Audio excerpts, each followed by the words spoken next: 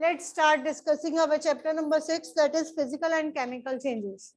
हाँ जी बच्चे, कल हमने इसमें physical change किया था, clear है सबको? The change that can be reversed, जिसको हम reverse कर सकते हैं, it is temporary. This change is called as a physical change. What is a chemical change? Chemical change is a change which cannot be reversed. A new substance is formed, जिसमें totally new substance बनता है, जैसे burning, bursting, boiling of a potato, digestion, germination, और क्या examples की थी हमने? एक एग्जांपल कल आपको समझाई थी, rusting. Rusting is basically a process of oxidation of iron objects. In this iron objects, they will get a thin brown coating on its upper end due to the action of air and water. ठीक है, तो कई बार हमें question आ जाता है, what are the necessary conditions required for the rusting? Necessary conditions क्या है? Air, water and obviously iron का object, if it is exposed to air and water. Sometimes the question will come, once an iron object is exposed to the air, it is kept open in the air, but it is observed that during rainy season, the rate of rusting is faster. Why? During rainy season, rate of rusting is faster. हाँ जी, बाकी नौनिहाल आपसे शुरू करें. चलो next. Why rate of rusting is faster during rainy season? Because moisture, due to increased amount of moisture, the rate of rusting is faster. ठीक है, और rust का फॉर्मूला आपको ऑलरेडी करवा दिया हुआ है, that is Fe2O3 dot X water. X is number of molecules of water present in the rust. ठीक है. How can we protect our iron objects from being gets rusted? कौन सी methods है that helps the iron objects from being gets rusted? Anyone from here? That is right. Jasleen, बताइए. Painting, allowing. हाँ जी, और and galvanizing. हाँ ठीक है, बिल्कुल ठीक है, राइट समृद्धि, जलश, बिल्कुल ठीक है. हाँ जी, who will tell from here?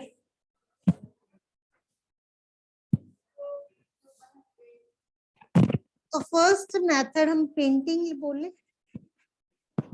Painting the objects, और बाकी किसी और से पूछूं? Any idea? 3 बेसिक मेथड्स कराए थे, तीनों के आंसर्स यहाँ पे बच्चे ने टाइप कर दिए. हाँ जी, बॉय ऑयलिंग, ठीक है, ग्रीसिंग जिसको आप बोलते हो, ठीक है, ऑयलिंग की जगह मैं ग्रीसिंग वर्ड यूज कर रही हूँ. ग्रीसिंग से क्या होता है, जो ऑक्सीजन का कांटेक्ट है वो ब्रेक हो जाता है, तो उसमें भी कुछ हद तक बट ये टेम्परेरी मेथड है. हाँ जी, रुक जाओ. Galvanization and alloying, these are some sort of long-lived methods.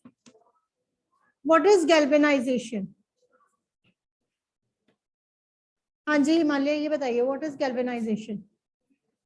बैठ जाए बच्चे, no need to stand. Galvanization क्या है? सिर्फ नाम याद था galvanization. यहाँ पे किसने टाइप किया था? चलो कोई बात नहीं, यहाँ पे जसलीन आपने बताया था galvanization. What is galvanization? कहाँ गई जसलीन? हाँ जी जसलीन, जलश, what is galvanization? देख ली मैंने hands, keep them down.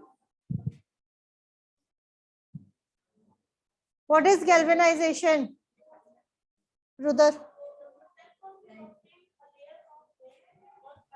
Ma'am, galvanization is applying coating of zinc. Yes, galvanization in short is a coating of zinc on an iron object. Very good. Sit down. Coating of zinc, thin layer of zinc on iron objects. Coating of thin layer of zinc on iron objects. And when the zinc is coated on this, naturally here the iron objects don't come in contact with air or water. And if they will not come in contact with air and water, they do not get rusted. And same happens during painting and galvanization, greasing. Painting और greasing में भी यही होता है, हम just iron objects के ऊपर एक लेयर कोट कर देते हैं. उसके कारण क्या होता है, it will not come in contact with these two. ये इन दोनों के साथ इसका कांटेक्ट टूट जाता है, जिसकी वजह से आयरन आर्टिकल्स खराब नहीं होते. बट इस मेथड में क्या होता है, पेंटिंग और ग्रीसिंग में दे आर नॉट लॉन्ग. जब हम उनको कॉन्टिन्यूटी में उन ऑब्जेक्ट्स को यूज करते हैं ना, तो ये बहुत जल्दी खराब हो जाते हैं. पेंट भी खराब हो जाता है, ग्रीसिंग भी खराब हो जाती है, लेकिन जिंक की लेयर काफी टाइम तक निकल जाती है. और इसके अलावा एक मेथड आपको और कराया था, दैट इज एलॉइंग. याद है किसी को? What is alloying? हाँ जी लक्ष्य, what is alloying?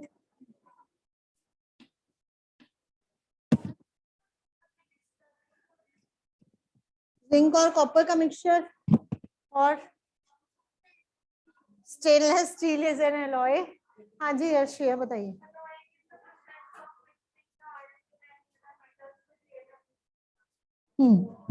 It is mixing of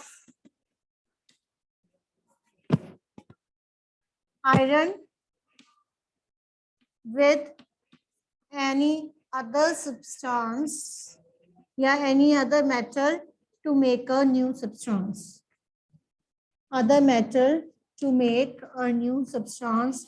For example, stainless steel. Stainless steel जो है वो आयरन का ही सब्सटेंस है, उसमें आयरन होता है. अगर आप देखते हो तो कई बार आपको लगता भी है कि ये आयरन ही है, but it is an alloy. ठीक है, क्लियर टू एवरीवन? हाँ जी, online students, any other doubts? So that is about the rusting.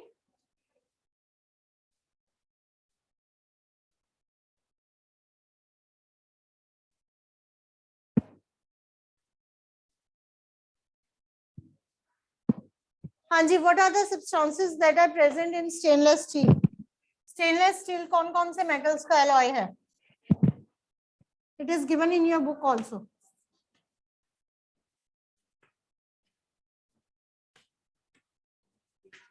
कौन कौन से सब्सटेंसेस प्रेजेंट होते हैं? कार्बन, पहले तो आयरन, जब हमने स्टार्टिंग यहीं से किया है कि आयरन के एलॉयज बनाने हैं. निकल और मैग्नीशियम,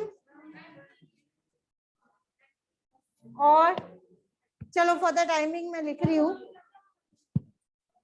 MgO.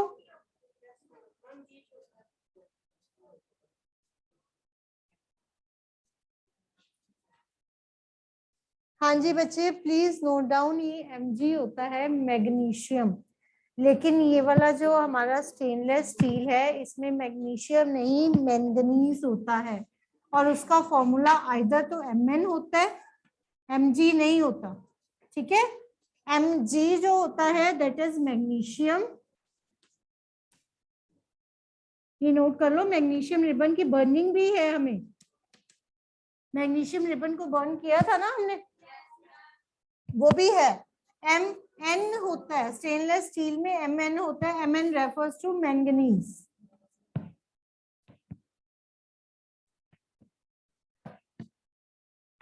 तो स्टेनलेस स्टील में आयरन, निकल, क्रोमियम,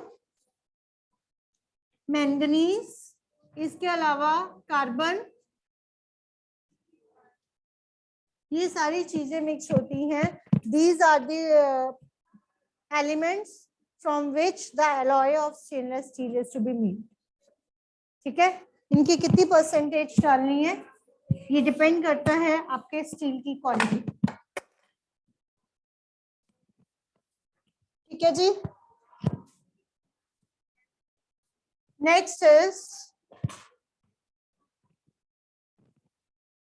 हाँ जी, नेक्स्ट हमारी इक्वेशन है बेटे, एक और इक्वेशन आपकी बुक में दी हुई है. That is what happens if I keep the iron nail in a copper sulphate solution. Copper sulphate solution कौन से कलर का होता है?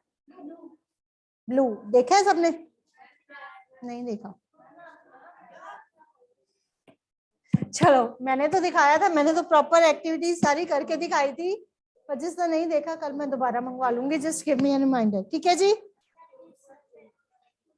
मैग्नीशियम का नहीं, मैं दोबारा करके दिखाऊंगी, कॉपर सल्फेट वाला आपको दोबारा दिखा दूं.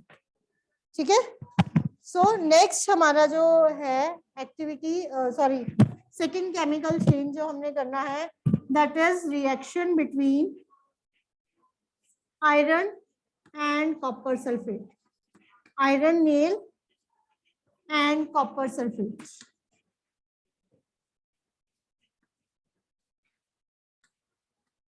What happens? Firstly, please note down copper sulfate का फॉर्मूला क्या होता है? CuSO4.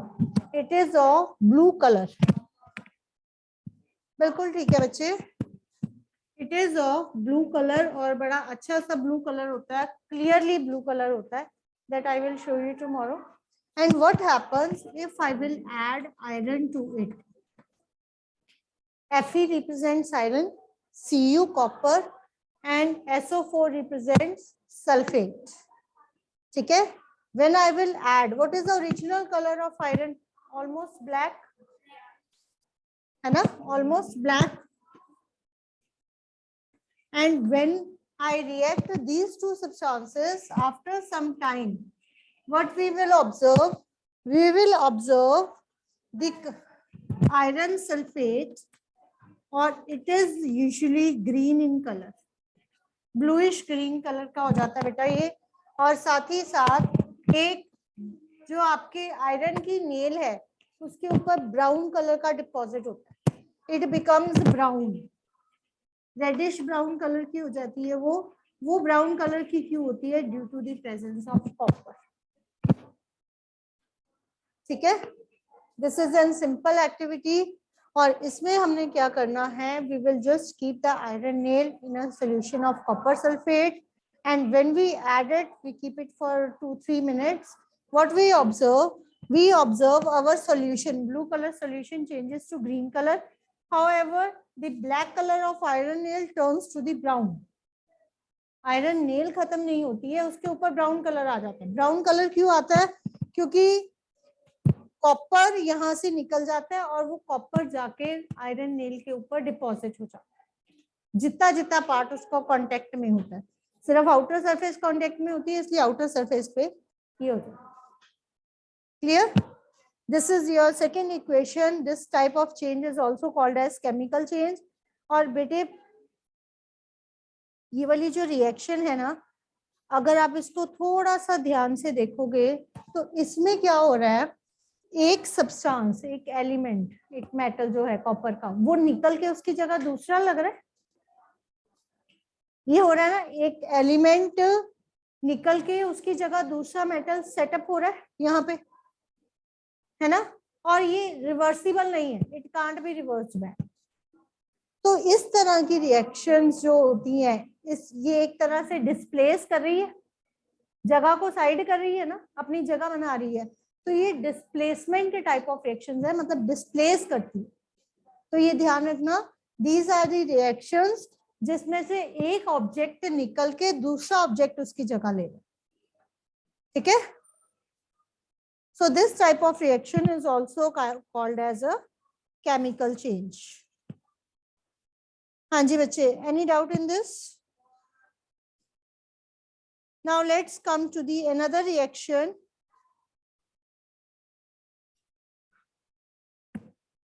एक ये थी हमारे सिलेबस में, एक और रिएक्शन है that is of magnesium ribbon. As we had discussed, I have shown you the magnesium ribbon. What is the color of magnesium ribbon? याद है किसी को? White, silver सा white था. What is the color of magnesium ribbon? Grayish white. Magnesium ribbon. What happens when I burn this magnesium ribbon? जो burning होती है वो किस तरह से होती है? बर्निंग के लिए क्या चीज रिक्वायर्ड है? ऑक्सीजन. फायर होती बर्निंग है तो उसके लिए क्या रिक्वायर्ड है? ऑक्सीजन. और अगर मैंने मैग्नीशियम को ऑक्सीजन प्रोवाइड कर दी, उसको थोड़ा सा हीट कर दिया, नेचुरली इट स्टार्ट्स बर्निंग. और जो बच्चे क्लास में प्रेजेंट थे, मुझे याद है मैंने यहीं पे सिलेंडर मंगवाया था, और जो बच्चे क्लास में थे उन्होंने शायद ध्यान से देखा होगा, वो एकदम से जल गया था. याद है कुछ? It just started burning. और जब वो बर्न हुआ था, बर्न होके जो नया सब्सटेंस बना था, what was that? Ash. That is off, हाँ नीचे गिर गई थी हमारी, कलेक्ट नहीं हो पाई थी क्योंकि सिलेंडर बड़ा था. It was simply MgU. ठीक है. 2 mg इसलिए क्योंकि यहाँ पे ऑक्सीजन 2 है, यहाँ पे 1 है, तो हम उसको बैलेंस करने के लिए यहाँ पे भी 2 लगा देते हैं. लेकिन जब मैंने यहाँ पे 2 लगाया, एक बात याद रखना बेटे, जब भी आप किसी इक्वेशन को बैलेंस कर रहे हो ना, आप कभी भी किसी के पीछे नहीं लगा सकते. Sorry, formula should remain the same. आपने कभी भी किसी भी केमिकल के पीछे, किसी भी कंपाउंड के पीछे फॉर्मूला नहीं लगाना. जैसे H2O है, आप कहो कि O को बैलेंस, O कहीं पे ज्यादा आ रहा है, उसको बैलेंस करने के लिए हम यहाँ 3 लगा दें, नहीं, वो गलत हो जाएगा. फॉर्मूला आपने चेंज नहीं करना, फॉर्मूला रिमेन्स द सेम. अब यहाँ पे O मेरा बैलेंस नहीं हो रहा था क्योंकि यहाँ पे 2 O है और यहाँ पे 1 है, तो मैंने सिर्फ आगे लगाना. ठीक है, आगे लगा के ये क्या बन गया? 2 MgO. अब ये 2 इसके साथ भी मल्टीप्लाइड है और इसके साथ भी. Mg का सिस्टम हिल गया, तो उसको बैलेंस करने के लिए मैंने यहाँ पे 2 लगाया. क्लियर? प्लीज नोट डाउन, ये प्रॉपर आप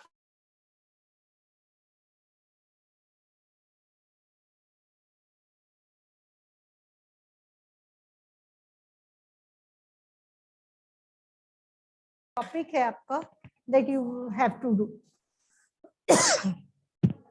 जब भी आपने कोई भी इक्वेशन बैलेंस करनी है तो ध्यान रखना पीछे आपने कुछ नहीं लगाना. Suppose if some student says ये 2 लगाने हैं तो इसको MgO2 कर दे, नहीं, ये फॉर्मूला होता है और फॉर्मूला किसी भी चीज का फिक्स हो, फॉर्मूला कभी चेंज नहीं करते. ठीक है. हाँ, अगर आप आगे लगाते हो ना, इसका मतलब होता है नंबर ऑफ मॉलिक्यूल्स, कि उस कंपाउंड के या उस एलिमेंट के ज्यादा सारे मॉलिक्यूल्स ले लिए, किसी के कम ले लिए. जैसे हम H2O की बात करते हैं, हम बात करते हैं इसमें 2 हाइड्रोजन के हैं, 1 ऑक्सीजन का. ठीक है, तो इसको बैलेंस करने के लिए आगे आपका पहले वाला, ठीक है, ये लिखा हुआ है आपने, Mg plus O2 gives MgO. और MgO क्या है? बेस है, अभी कुछ नहीं है ना. What happens when I add it in water? MgO मैंने लिया और इसमें मैंने वाटर ऐड किया, क्या बन गया? MgOH twice. हाँ जी बच्चे, प्लीज एक चीज और, आपने जब भी कोई भी इक्वेशन लिखनी है उसके नीचे उसके नेम्स जरूर लिखना. Till 7th class at least names लिखने की कोशिश करो. मैग्नीशियम ऑक्सीजन, मैग्नीशियम ऑक्साइड,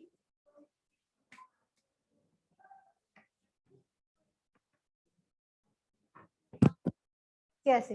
हाँ, अगर कुछ नहीं लिखा तो इट मींस वंस. जैसे यहाँ पे MgO है ना, दिस इज 1. ठीक है.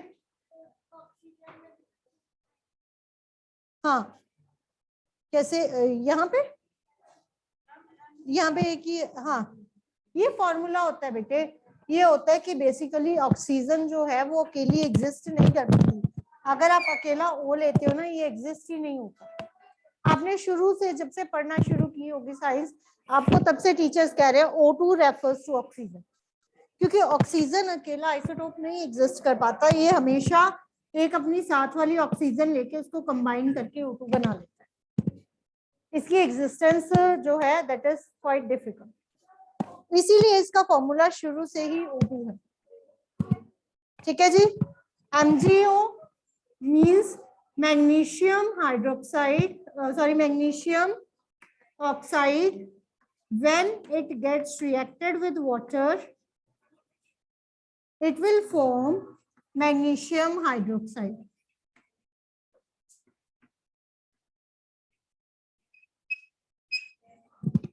हाँ जी बच्चे, hydroxide.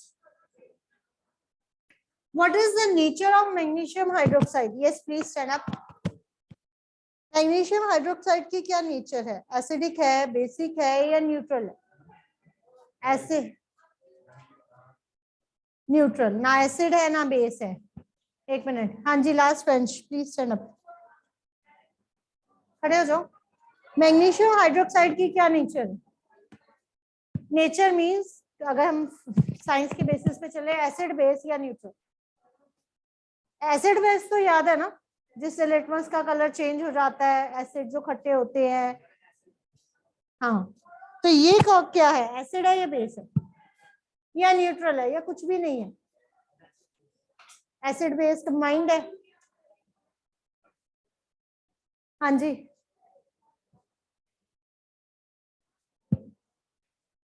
बेस। तरुण, जिसने कभी अनम्यूट ही नहीं करना। तरुण, अक्षित, हाँ जी बच्चे, what is the nature of magnesium hydroxide? Manraj, Jasleen right, neutral. Akshit,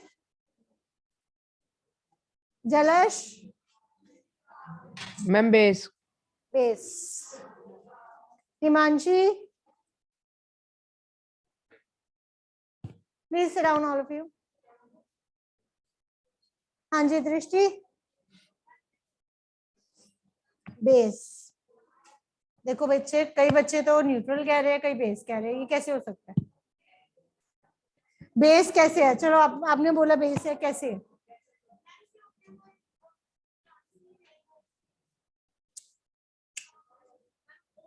OH, sit down, बैठो। हाँ जी बच्चे जी, पहले भी आपको बताया था, एक बार दोबारा सुन लो जिन बच्चों को कंफ्यूजन है। जितने भी एसिड्स होते हैं ना, उनके पास बेसिकली अभी तक ये समझ लो H आयंस होते हैं, हाइड्रोजन होता है। जैसे HCl, H आ गया, H2SO4, H आ गया, HNO3, H आ गया। अभी तक for the time being 7th class तक ये समझो कि एसिड्स के पास हाइड्रोजन होता है, ठीक है, पॉजिटिव आयंस होते हैं, H पॉजिटिव आयंस जो रिप्लेस होते हैं। और जितने भी बेस होते हैं they are sour in taste, खट्टे होते हैं। विनेगर है आपका, एसिड है जो घर में यूज करते हो। बेस, अगर हम बेस की बात करें तो बेस में OH नेगेटिव आयंस होते हैं, ठीक है, mostly they contains OH negative ions. For example, MgOH आ गया, OH दिख रहा है यहाँ पे, NaOH, OH आ गया, कैल्शियम हाइड्रोक्साइड,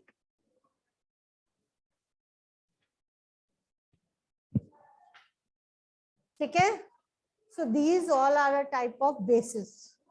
कम से कम इतना याद रखना बेटा, एसिड वो होता है जिसमें हाइड्रोजन होता है, बेस वो होता है जिसमें OH होता है। और H, प्लीज ये चीज नोट कर लो, अपने दिमाग में बिठा लो, क्योंकि ये आपको पढ़ना ही है। H रेफर्स टू एसिड, है ना, और OH refers to base. Basically H के ऊपर हम पॉजिटिव लगाते हैं, OH के ऊपर नेगेटिव। क्यों लगाते हैं ये आप जैसे जैसे आगे करोगे आपको सारा क्लियर हो जाएगा, ठीक है। तो जब ये आपस में कंबाइन करते हैं तो क्या बन गया? HOH यानी दूसरे वर्ड्स में इसको मैं H2O लिखूं।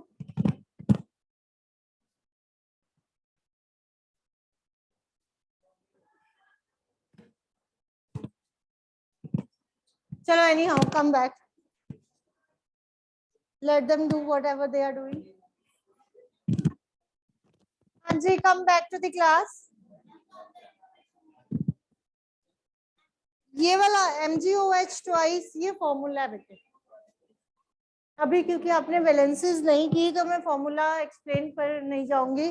फिलहाल मैं यही सजेस्ट करूंगी आपको, you just have to remind that, क्योंकि अगर मैं वैलेंसी एक्सप्लेन करूंगी तो आप लोग सिर्फ कंफ्यूज हो जाओ।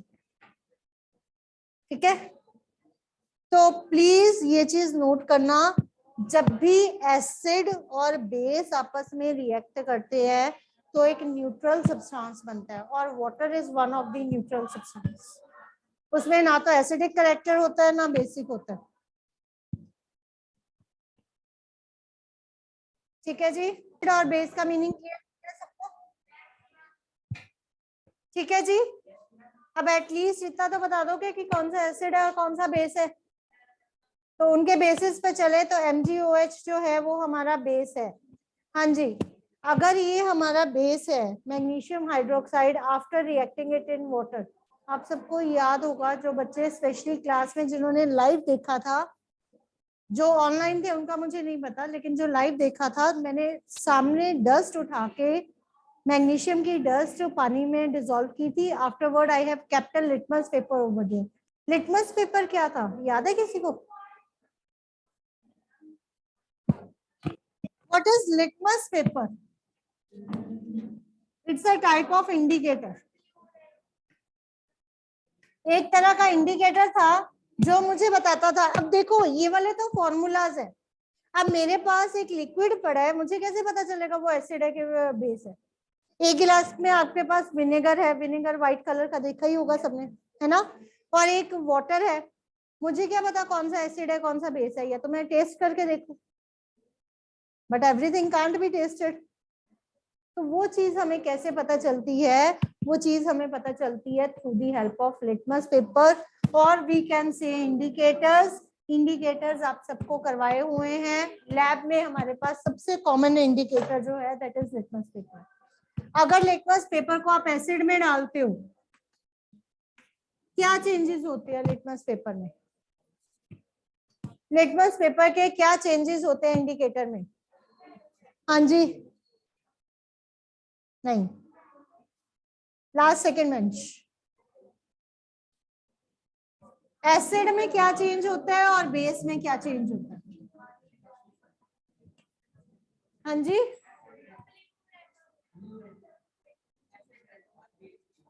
एसिड में जाके ब्लू कलर चेंजेस टू, और in the base red colour changes to,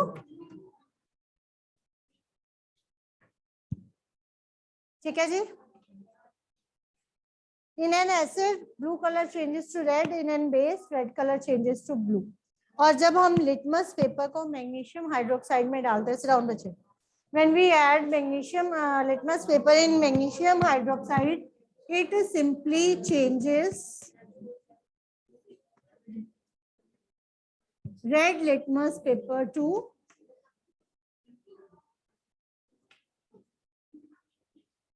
हाँ जी, डाउट है? Yes, बच्चे, is it clear to everyone? That is called as formation of magnesium hydroxide or a base. बेटे ये सारी इक्वेशंस आपकी बुक में given है, and tomorrow we will discuss about it, and most probably your chapter will be completed. Till then